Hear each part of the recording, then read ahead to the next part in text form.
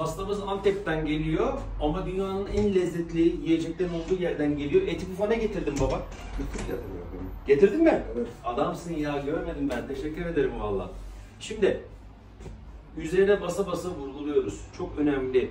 Hastamız burun ameliyatı için gelmiş bize ama asla ve asla, özellikle bu yaşlarda, özellikle bu body mass index'te sadece burun ameliyatı olarak uyku apneniz ve horlamanız tamamen düzelmez. Bu çok önemli.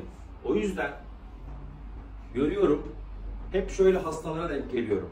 Burun ameliyatı oldum ancak hala horluyorum. Hala uyku apnem var. Evet. Belki kaç yüzüncü video bu konuyla ilgili. Horlama ve uyku apnesi hastalığı sadece ve sadece burunla alakalı değildir.